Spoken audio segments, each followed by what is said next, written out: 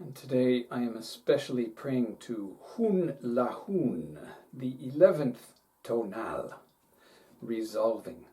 I am here to do your work, and I thank you for your continued energetic blessings and support. Greetings, dear soul. It is I, Crispy, and today we are talking about the infamous Tone 11. Yes, that's right. If you look at any of these books or websites or any others that I haven't noticed, you will notice that Tone 11 has a very tricky reputation. And for myself, I knew this for about 25 years, since 1998. And then one day I was reading the Dresden Codex. You can get your very own copy, high def, right here. And what I noticed on thousands and thousands of depictions of Tone 11, 99% of them, it is with the ball, the dot on top, or to the side. But in a very few cases like this, there are anomalies, and that set my mind alight. And I realized that I am supposed to teach Tone 11 like a double-stacked rollabola. So that's what I do. And today we have an extremely large amount of exemplars. And one of the qualities of being born upon a double-stacked rollabola, metaphorically, is these people are meant to perform. Why else would you get on one of these? It's to display your mastery and to perform, to be in the eyes of your adoring circus-going fans or street corner, depending on your predilections. Now, one thing that also happens a lot for these people is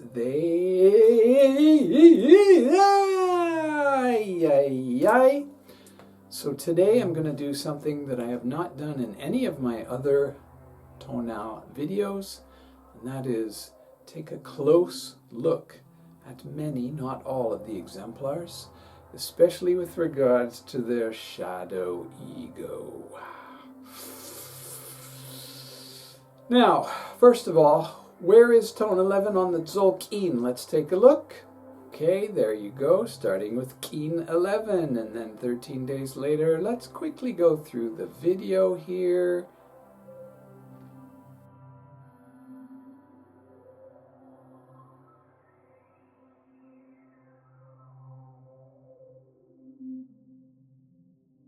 And that is the order I will show them to you. So the other cool thing about Tone 11 and the way that I teach the chakras is it just happens to line up with the solar plexus chakra, which is your chakra of control, self-control, and addictions, among other things. But to get up here and to shake it all about, you really need strong solar plexus energy. Now, here are the key code words for everyone born standing upon a double-stacked rollabola.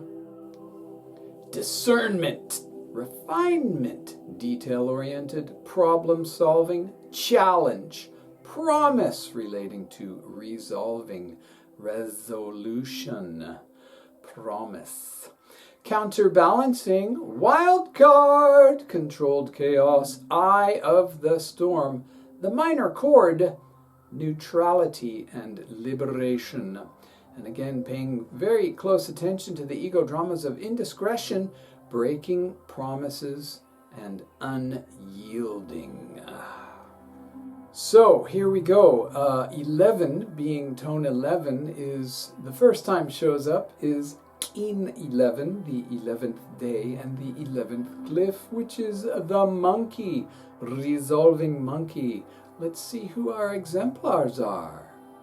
Two powerful souls, Stanley Kubrick and Nora Ephron. For these two, I will not dive into their dark sides. But if you want to take a look, you would combine tone 11 with unimaginative cruelty and extreme moodiness. Now, 13 days later, we have resolving seed. And again, I will withhold from looking into their dark side because here comes the next resolving Gaia, Keen 37, Timothy Leary, Jane Roberts, and Hans Wilhelm. Hans is a shining beacon of light, an angel, and we won't go into his dark side, but we will look at the volcanic, ruthless, and ignorant, combined with indiscretion, breaking promises, and unyielding. Let's start with Dr. Leary. If you read my blog post, you'll get a lot more out of it. Here is how I started his shadow ego paragraphs. Professor Leary lived the wild card teacher's life full tilt, and then some. He was barely able to control the chaos of his living psychedelic experiment. An unyielding revolutionary, his mantra, turn on, tune in, drop out, was both liberation and a challenge that few truly understood. Now, Dr. Leary was superb at getting up here and being in public and commanding the stage, but as you probably know, he also slipped and fell so many times. He was in prison many times, and he actually thought it was a great idea to escape from prison and then flee the country. But being the most dangerous man in America, he was caught, taken back, put in prison again. Oh my. If you really want to know more about him, please watch these two videos, and now I'm going to move on to Jane Roberts. From my same blog post, her shadow ego was dark indeed. Diagnosed with rheumatoid arthritis, underactive thyroid, and near constant infirmity, she spent the last 504 days of her life in hospital before dying there at age 55. Weakened by infection and malnutrition. Jane, quote, refused all medical attention until nearly beyond help before that first trip to the hospital. This indicates some degree of unyielding ignorance, does it not? All right, let's move on 13 days later.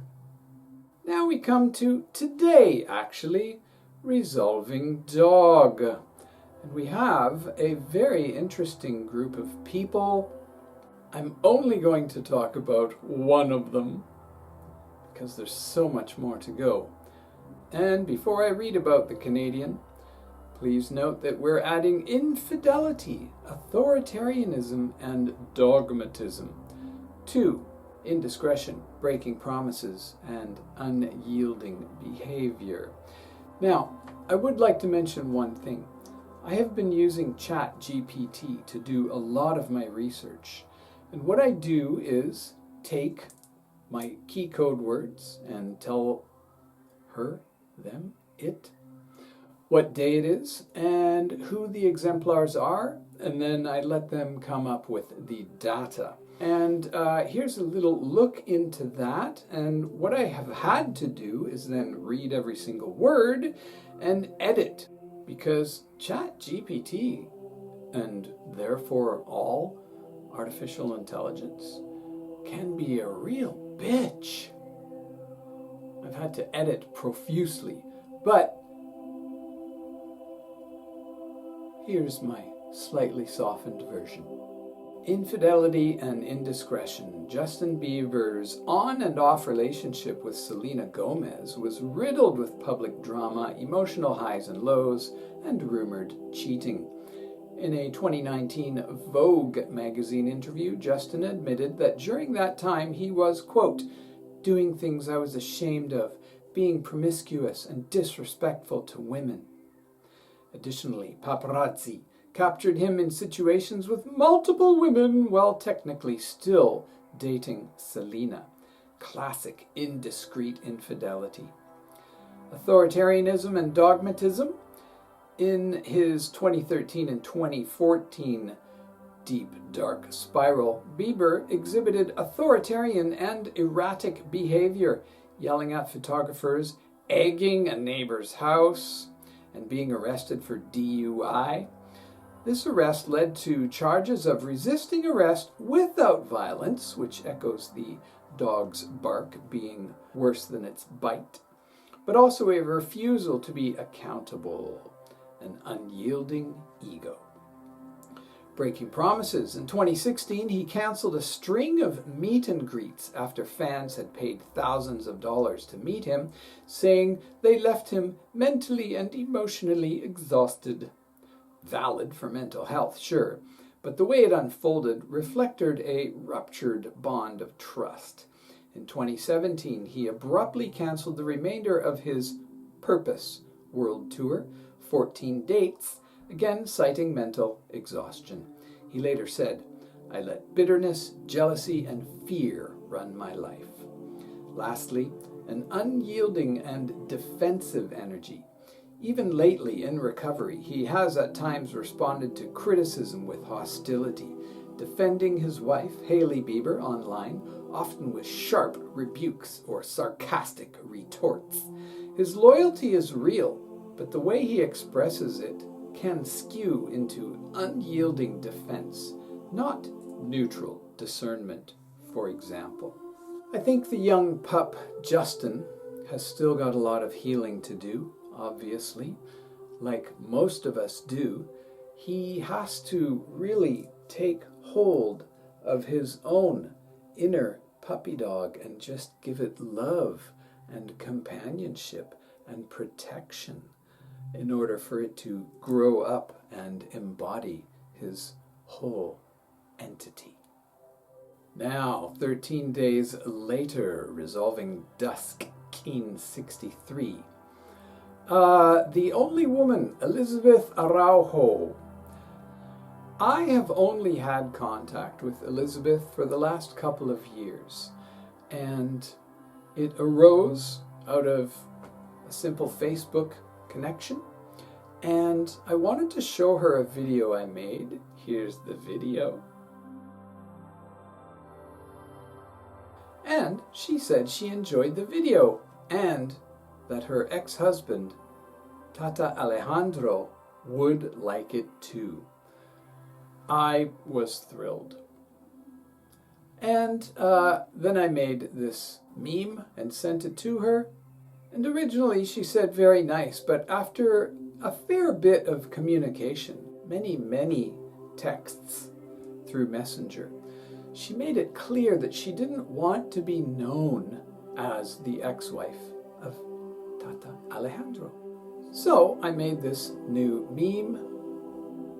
Now let's take a look at 3 shadow egos, including judgmental control issues and misery.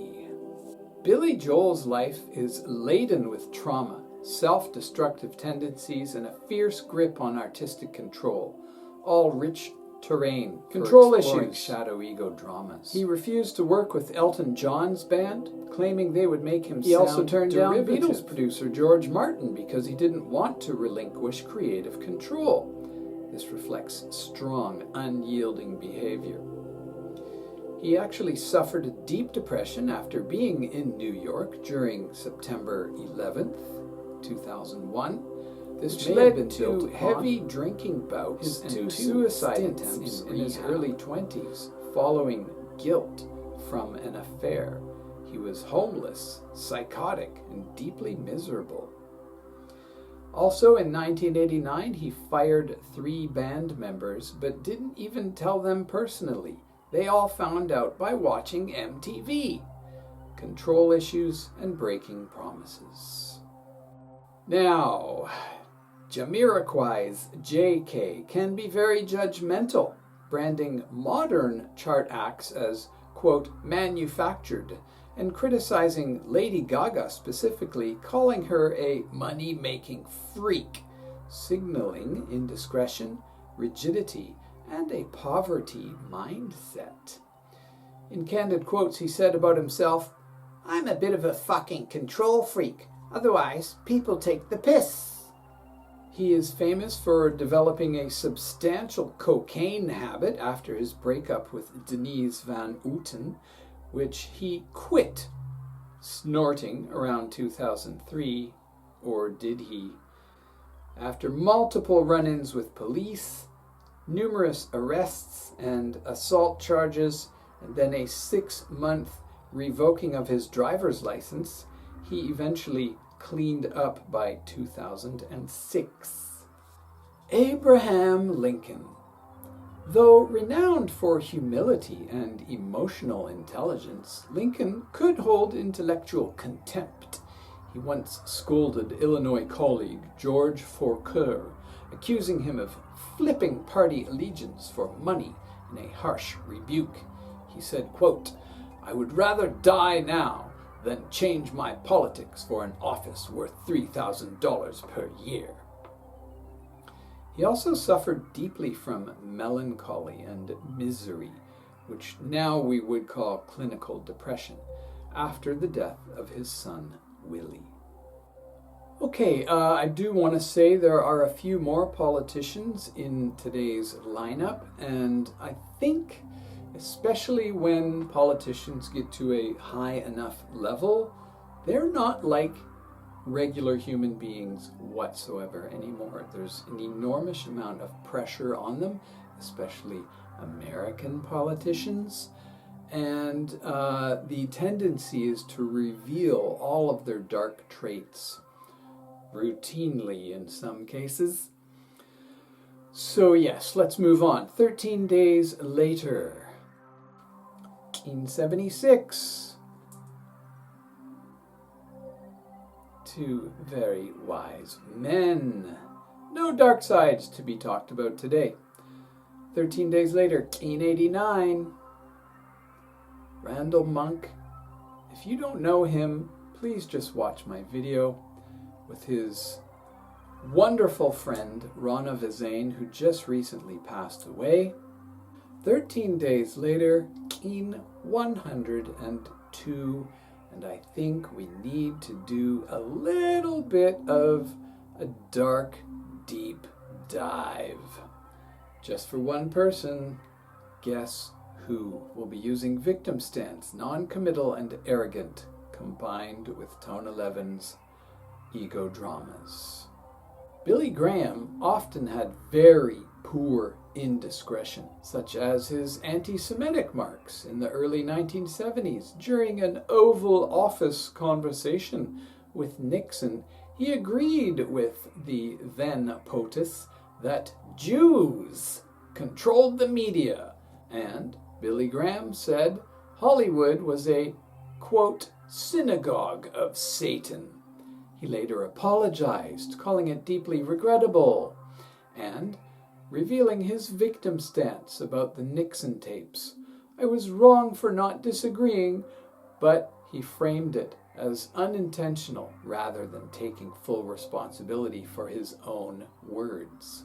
Also, he made false accusations about the WWF Wrestling Association on live TV, Phil Donahue's show, publicly accusing them of child abuse, and then later admitting it was a fabrication to extort hush money, an event he described as, quote, my most shameful moment. He also instituted his own, quote, Billy Graham rule to avoid private meetings with women, which he violated frequently. The rule excluded women from professional networks, drawing criticism for implicit bias, blatantly breaking public and private promises. Unyielding, Father Graham held a firm end-times theology, resisting shifts in political or environmental beliefs in his fire and brimstone sermons. Arrogance, known for constantly flattering elites, a notorious apple polisher, and an egregious name-dropper, he had a penchant for self-promotional hyperbole. And, after a baptism of power and fame, he admitted to becoming even cockier. He later said, "Fame, finance, frolic led me to catch a pass that Satan threw at the peak of my success. Pride, arrogance, self-centeredness, and stubbornness." For such a holy man, he sure dallied with Satan a lot, didn't he? Even in his own words. 13 days later. Speaking of Phil Donahue, wonderful man, just left this body behind recently. 13 days later, 2 resolving starseeds with no stains I could find. Similarly, 13 days later, 2 amazing resolving sunrise women whose dark sides I shan't explore. 13 days later, Laurianne Gibson is one of the finest choreographers in the world, and Philip K. Dick had a mind like few others. 13 days later, Tatiana Proskuryakov was an artist extraordinaire who drew many of the early Mayan pyramids and villages as they would have looked before the decline. Lynn McTaggart, amazing human being, and of course, Gabriel Roth, creator of the 5 rhythms. 13 days later, Keen 180, Albert Einstein and Melinda Gates. Let's see, shall we go into their dark side? Oh, yes, we shall, combining stalking, totalitarianism, and vengefulness. Albert Einstein disrupted Newtonian physics. He disrupted nuclear ethics and disrupted social norms, but often refused to accept responsibility for what he created. His relationship with the atomic bomb exemplifies this. He signed the letter to Roosevelt that catalyzed the Manhattan Project and later disavowed the outcome. Indiscretion haunts his life, a warning unmeasured in consequence. Privately, the shadow Ahau energy shows in how he treated the women in his life in particular. His cold, unyielding rules for his first wife, Mileva Maric, read like the manifesto of a domestic tyrant. Quote, "You will not expect intimacy from me. You will not speak to me if I do not request it. You will leave my bedroom or study immediately if I tell you." This isn't simply poor partnership. It's unyielding totalitarianism in the home, masquerading as intellect. Melinda Gates, the philanthropic queen of the tech empire legacy, has been inextricably linked to systems of control and surveillance, the stalking shadow of Ahau. She has also shown solar chief vengefulness disguised as benevolence, appearing to heal while tightening control. Many have noted the techno-totalitarian overtones of their influence in health policy, particularly around biometric tracking, vaccine mandates, and digital governance. Whether intentional or not, this fits the dark Ahau pattern of "I know what's best for all," regardless of facts. Melinda's split from Bill Gates also raises questions of breaking promises and indiscretion, not in the tabloid sense, but in the deeper sense of strategic exposure. Following the divorce, stories emerged about Bill's connections to Jeffrey Epstein. While she claimed discomfort with his associations, she had continued in partnership and public agreement with Bill and Epstein for many, many years. 13 days later, resolving corn. Let's take a look at these 4, noting that spousal abuse, child abuse, and Oedipal issues combine with irresponsibility and rigidity, combining with unyielding, breaking promises, and indiscretion. Let's see what we've got from ChatGPT. On stage, James Brown was the godfather of soul, funk, and rhythm, but offstage, his legacy is a Gordian knot of abuse, authoritarianism, and chaos.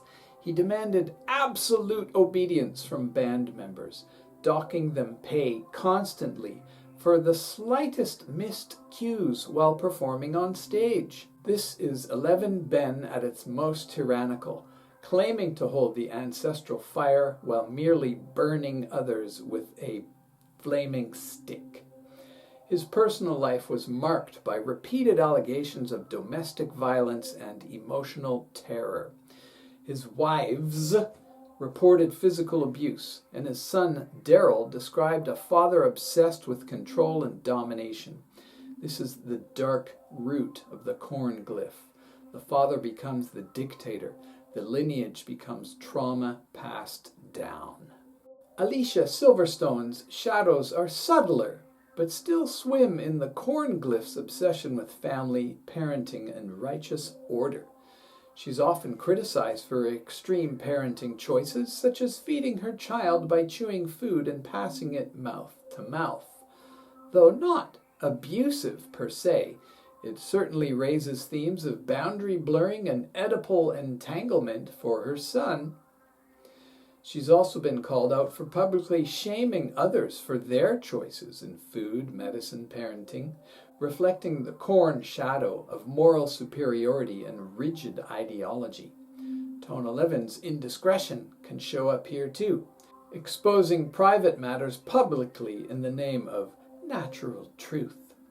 There is a pattern of spiritual bypassing and refusal to accept imperfection, an unyielding mother who replaces personal flaws with a consciousness persona. Franklin D. Roosevelt, the wheelchair emperor. FDR led with courage, sure, but also a tight-fisted secrecy and patriarchal dominance. He hid his paralysis from the public, controlled the press, and ran the presidency with a commanding covert authority. Classic resolving corn, hiding weaknesses while projecting legacy strength. His long affair with Lucy Mercer, begun while married to Eleanor, displays the indiscretion and breaking of vows. Rather than repair, he compartmentalized, a common 11 Ben trait. Crack the system, then reinforce it elsewhere. The Oedipal undercurrent emerges for him too, not just in his complex relationship with his powerful mother, Sarah Delano Roosevelt, but in how Eleanor stepped into a co-parental, almost solo-paternal role after his affair, redefining the family architecture. His wartime decisions also reveal the shadow of a lineage overreach, the internment of Japanese Americans, his silence on the Holocaust, and realpolitik deals with Stalin. He may have resolved some global crises, yes, but not without burning moral bridges. Dr. Gabor Mate, the wounded father.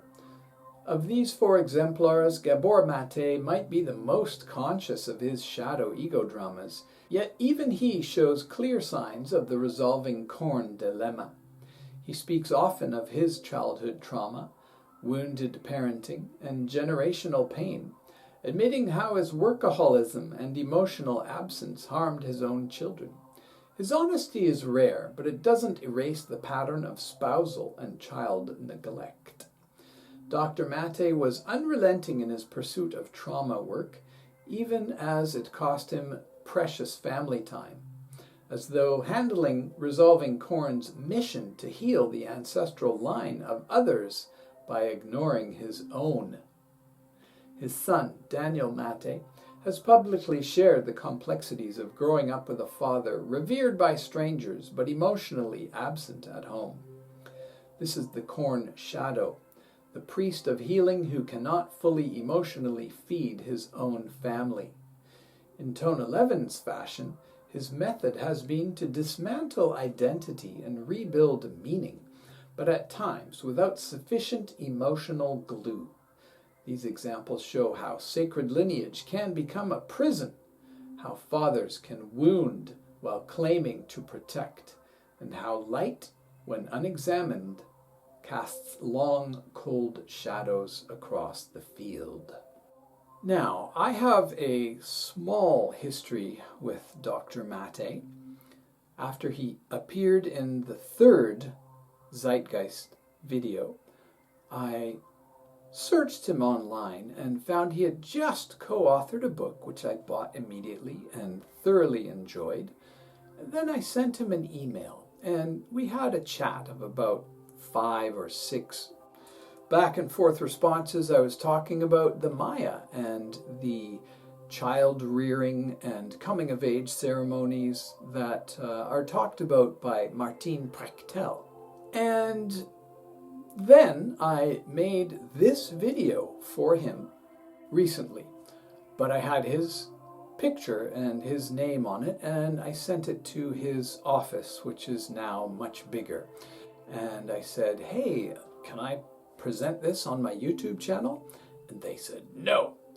And I said, well, I've had a connection with him many years ago, and we spoke about the Maya, and they said, no.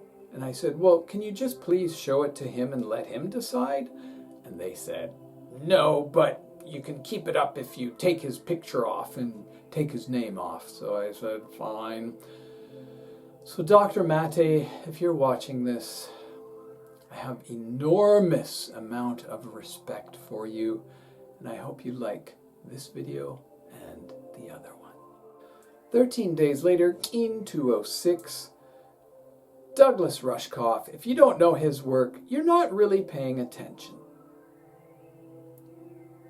13 days later, Keen 219. Oh, I think we're going into the shadow ego here.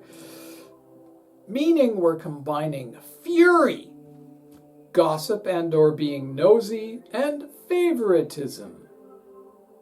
Nicolas Cage is a paradox of divine madness and financial recklessness, a living metaphor for 11 Kawak's disorderly abundance. Once the highest paid actor in Hollywood, he squandered it all, buying castles, albino cobras, a dinosaur skull, only to descend into debt and take numerous bizarre, crappy movie roles with chaotic, self-indulgent performances. This wasn't just bad money management, it's raging rainstorm indiscretion, the illusion of infinite nourishment followed by famine. He had no promise of resolution power. He blurred through every resource like lightning through a tree.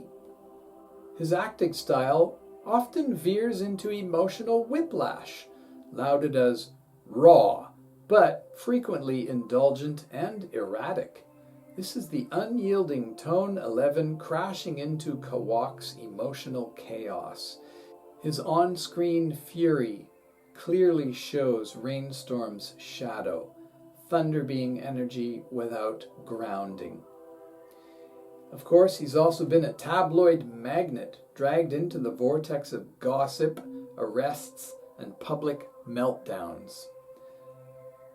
As far as indiscretion goes, he married a woman he'd only known for 4 days and filed for divorce 4 days later. He's also been involved in multiple lawsuits and has spoken impulsively and without discretion in public, often oversharing personal gossip. Things might be different now with wife number 5 and child number 3. In a phrase, Nicolas Cage is the eye of a hurricane on a double-stacked rollabola. Since he made up his own last name, can he safely let himself out of his own cage, or should he just stay inside? Helena Blavatsky, the mystical manipulator. Madame Blavatsky, co-founder of the Theosophical Society, is a textbook case of resolving Kawak distortions into cultic hierarchy.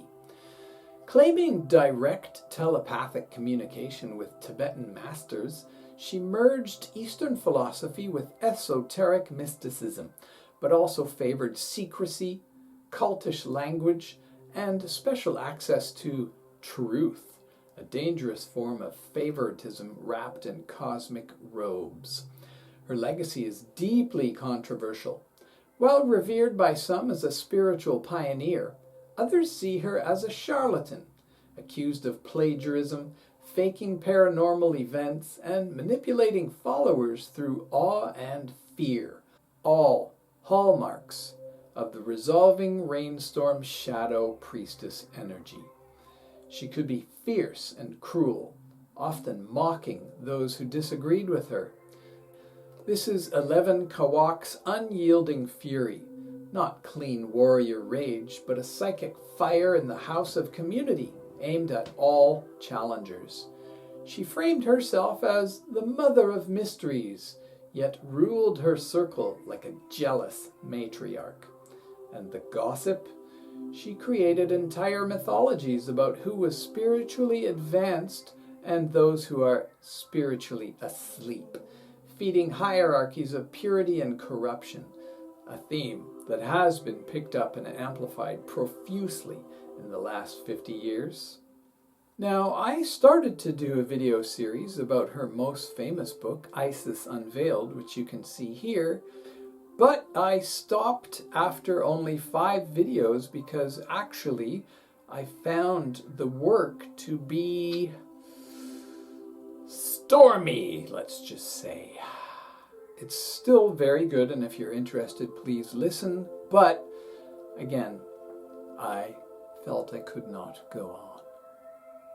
13 days later, Resolving Traveler. Let's see, what do you think? Will we examine any shadow egos? Yes, we will, using aimless, judgmental, and self-deprecating, combined with Tone 11's ego dramas. Bob Lazar, the Lost Mapmaker. Lazar claims to have worked on reverse engineering alien spacecraft at a secret base near Area 51. He's made headlines, inspired documentaries, and shaped modern UFOlogy. Yet, the foundation of his narrative is uncertain at best and possibly fake at worst.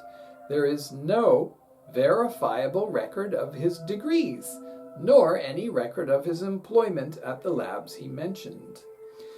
This fits the Tone 11 pattern of indiscretion, telling truths half-forged in personal mythology and desire for attention of the traveler. The shadow side of the traveler glyph becomes the unreliable guide, someone who says, "Follow me," while ignoring their own disorientation, the blind leading the blind. Lazar may be sincere, but he also fits the aimless way-shower archetype, forever journeying yet never arriving at a provable clarity. His resistance to scrutiny shows unyieldingness as well. Rather than adapt or reveal, he doubles down and walks away. And when critics press too hard, he retreats behind victimhood, a subtle form of self-deprecation as a shield, as if to say, "I never wanted this attention, I'm just a guy." Tara Brach, the judgmental empath. Tara Brach, beloved spiritual teacher of radical acceptance, exudes warmth, but beneath the soft-spoken exterior lies a rigid moral system cloaked in compassion. In her public talks and books, there's a subtle but persistent pattern of judging the unawakened. Maybe she got that idea from Madame Blavatsky? Her personal story is rooted in self-deprecating wounds, tales of unworthiness and shame. but she often projects these onto the collective in ways that flatten real complexity. In the name of inclusivity, she sometimes erases personal responsibility, which is a Tone 11 trap. Dissolve all conflict by dissolving boundaries, but then refusing to mop up the emotional mess left in its wake. At least she acknowledges that she did not create the rain approach that made her famous. But there's also a pattern of indiscretion by oversharing, deep psychological confessions in public, as if to model vulnerability, but which sometimes feel curated for moral effect. Is it spiritual intimacy or is it spiritual ego? You decide. Uri Geller, The Bent Truths. Uri Geller made a name for himself by bending spoons, reading minds, and sowing mystery. Yet he was repeatedly exposed by magicians and scientists and Johnny Carson as using classic sleight-of-hand illusions. He sued detractors, refusing testing under controlled conditions, and persisted in his narrative even as his credibility crumbled. He did, however, become extremely wealthy by finding oil deposits for the Mexican government while dowsing from a helicopter. This, however, is another shadow of the traveler, a roadshow prophet, peddling transformation while dodging accountability. Geller's entire public persona rides the double-stacked rollerbola of indiscretion, pushing spiritual claims into mass media without regard for the spiritual integrity of the act. He traffics in uncertainty as currency, not as humility. And that's where Ebb fails to deliver. It sells the open road, but hides the potholes. Gene Wilder, the gentle martyr. The comedic genius behind Willy Wonka and Dr. Frankenstein may seem an odd fit in this shadow roundup, but even he carried the dark road of the traveler, self-doubt, chronic anxiety, and emotional repression, particularly in his 20s and 30s. He often played roles that masked deep melancholy, clowns trying to control the chaos within. Again, maybe he was not really acting. In fact, like many actors, he spoke publicly about his self-deprecating nature, describing a, quote, need to hide behind characters, end quote. In this way, Gene carried Tone 11's emotional slip-and-slide nature that seems to say, maybe if I disappear inside this role, I'll be safe. He was also known to be quite judgmental, especially about actors who lacked what he called seriousness of play. His standards were high, perhaps unrealistically so, and this could strain creative relationships. Even in his love life, most notably with Gilda Radner, there was a haunting quality of not being able to resolve the emotional distance. Promises of intimacy broken by the inability of truly arriving. Classic resolving ebb, shadow, ego dramas. 13 days later, oh my. I'm only going to focus on two of these people, and I bet you know who they are. We will be adding teasing, black magic, and venom to Tone 11's ego dramas. Sinead O'Connor was a fanged priestess, a high-voltage channel of Tone 11's unyielding inner fire, set to strike institutions with her serpent's ancient bite. Her most famous and infamous act, tearing up the photo of Pope John Paul II on live TV, was unyielding teasing turned to venomous indiscretion.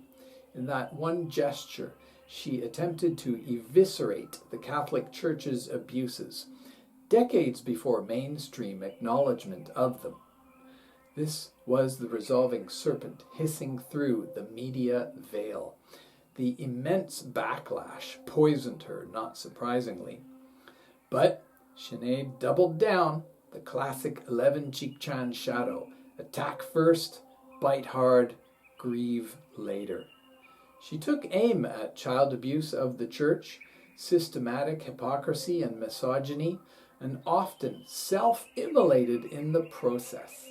Her black magic wasn't the occult. It was the ritual destruction of public illusion, using her own voice, lyrics, and body as altar and sacrifice. She was also extremely chaotic in her personal life too, of course, breaking promises to herself, others, children, moving through multiple identities and spiritual paths, in and out of Christianity, Rastafarianism, Islam, and expressing powerful sexual and emotional volatility. Her serpent energy, unrefined, was electric and dangerous, and Sinead never grounded her voltage. She never quite shed her skin. Her shadow ego power could alienate even those who wished to understand her. She was a challenging serpent, yes, but often so wrapped up in her own pain and fire that her poisonous bite burned friends and her 4 children too. She died of chronic, obstructive pulmonary disease and bronchial asthma at age 56. The venerable Chongyam Trungpa, the enlightened predator. Trungpa Rinpoche brought Tibetan Buddhism to the West, but his path was soaked in contradiction. The serene teacher who drank heavily, slept with students, abused cocaine, and wielded spiritual power with calculated seduction. This is indiscretional black magic in its truest shadow ego form, using the language of liberation to trap others in your will. Trungpa claimed these behaviors were merely crazy wisdom, breaking students free from their ego, but many describe it as abuse cloaked in doctrine.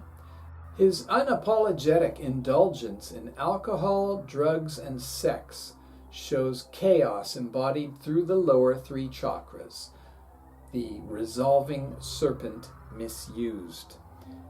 And perhaps you noticed that resolving serpent is doubly charged in the solar plexus chakra, while also singly in the sacral and root chakras. So, if you are operating through the shadow ego, lots can happen. Trungpa broke ethical and spiritual promises aplenty, often with a sly charm, teasing the line between taboo and teaching. His charisma drew people into a vortex where guru devotion overrode discernment. He called this radical honesty, but in shadow, it was often psycho-spiritual manipulation, spiritual bypassing. He was unyielding to criticism. Those who questioned his methods were dismissed or shamed, resolving serpent defending its venom as medicine. He sometimes even bit naked female devotees, drawing blood at least once. And yet, his institutions miraculously survived. His magnetism changed lives. This is the paradox of 11 Chikchan, transformative poison, and depending on the dose and delivery, poison can be medicine. 13 days later. The very last time Tone 11 shows up in 258. We are going into the shadow ego for some of these people, utilizing, double-crossing, lashing out, and judging. Britney Spears, the blade turned inward. Britney's life is a modern tragedy of projected judgment, legal betrayal, and shattered self-image. Her rise and fall and rise and fall and rise and fall and caged adulthood reflect 11 Etznob's darkest hall of mirrors, a person reduced to blurred reflections of herself and the world around her. Her psychological breakdown and legal conservatorship illustrate promises broken by those closest to her, the ultimate double cross. Her father and the legal system sliced away at her agency under the guise of protection. When Brittany finally spoke out, she did so with fury and judgment, not against family in particular, but against therapists, lawyers, and even fans who misunderstood her. These lashings out were not just rants, they were displays of her own wounded inner child truths, sharpened and fractured by years of suppression.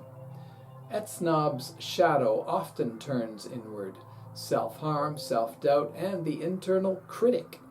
Brittany shows this in her cryptic Instagram posts, public meltdowns, and conflicting self-narratives. Her mirror is cracked, and her truth bleeds through in spurts. Billy Carson, the reflector of half-truths. Billy Carson, a spiritual influencer and founder of Forbidden Knowledge, presents himself as a truth exposure, delivering ancient secrets, suppressed science, and galactic wisdom.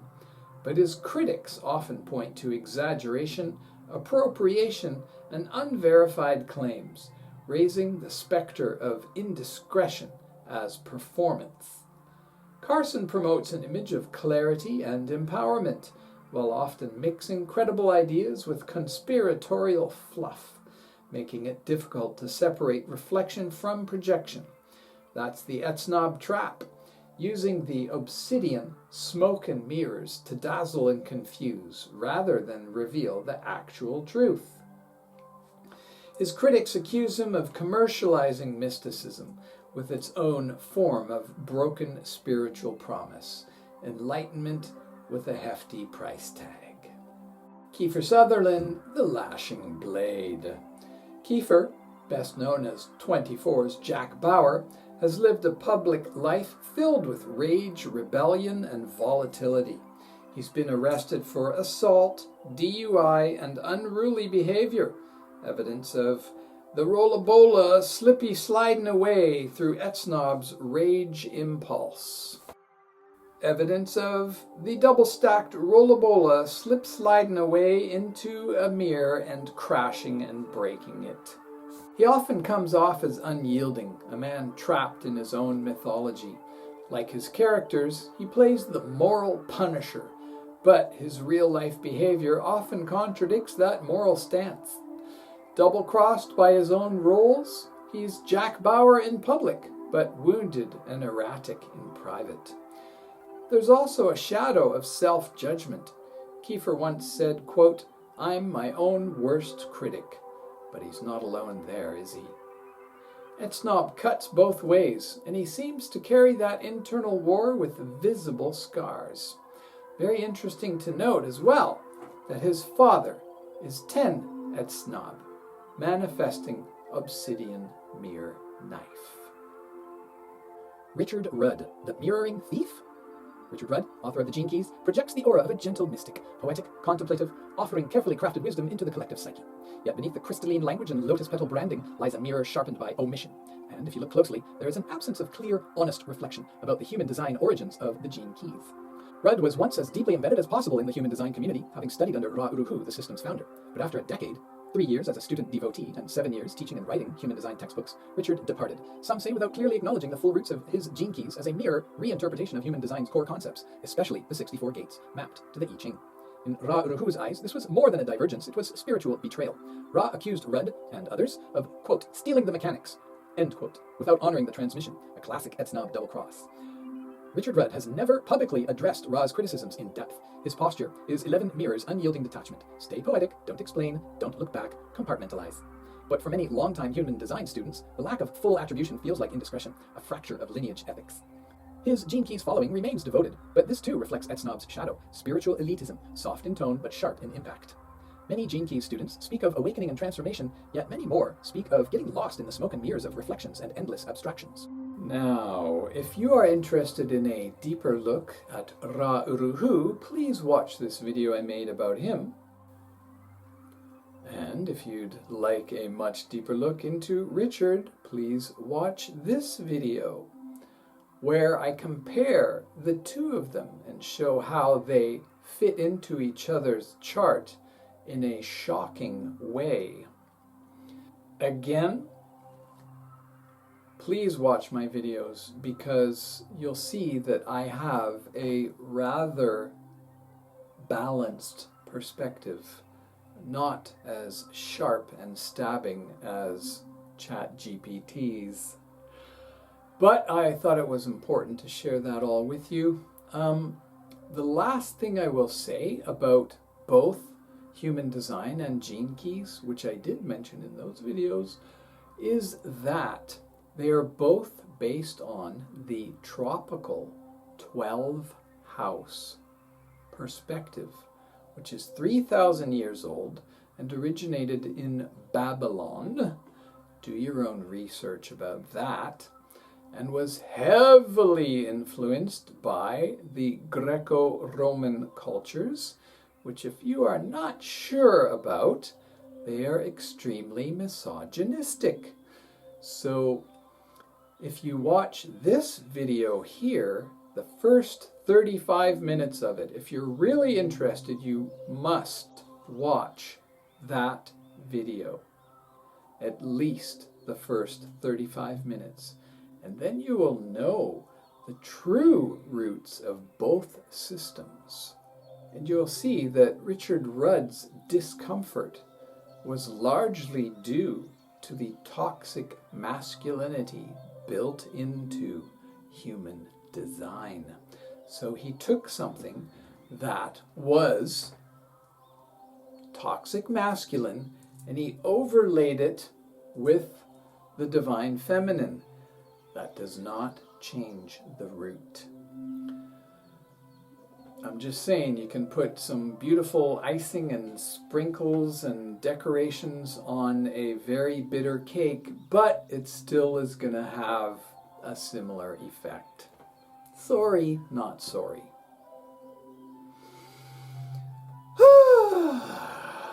All right, so now I saved the best for last, as it were. The guides. Absolutely 0%, no people that I have spoke about so far understand that they have 4 guides.